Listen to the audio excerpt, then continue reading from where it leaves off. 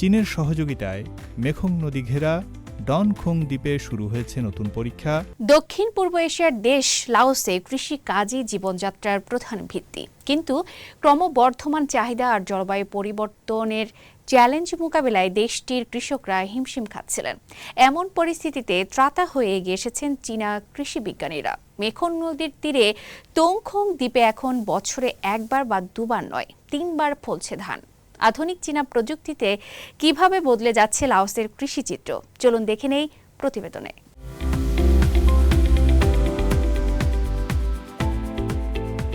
লাওসে কৃষি ও খাদ্য ব্যবস্থার মূল ভিত্তি হল ধান, কিন্তু ক্রমবর্ধমান চাহিদা ও সীমিত জমির কারণে একই জমি থেকে বেশি উৎপাদনের উপায় খুঁজছেন কৃষকরা।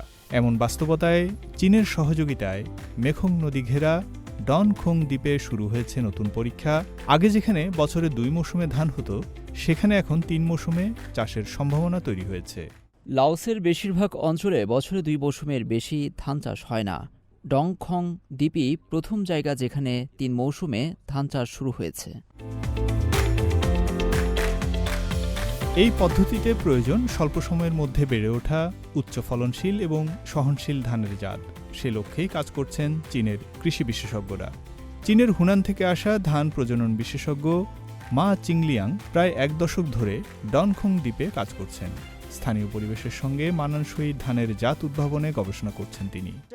প্রধান প্রযুক্তিগত চ্যালেঞ্জ হল দক্ষিণ পূর্ব এশিয়ার বুনো ধান ও উন্নত মানের ধানের জাত নির্বাচন করে সেগুলোকে আমাদের নিজস্ব প্রজনন ও সংকরায়ন পদ্ধতিতে উন্নত করা।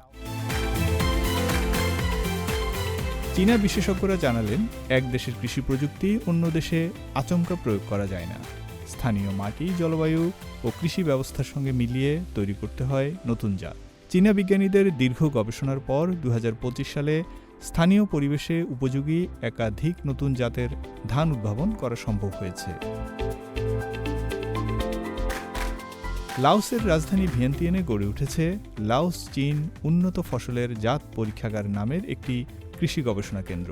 এখানে 2 দেশের প্রযুক্তিবিদরা একসঙ্গে নতুন ফসলের আরও জাত পরীক্ষা, অভিযোজন ও উন্নয়নের কাজ করছেন।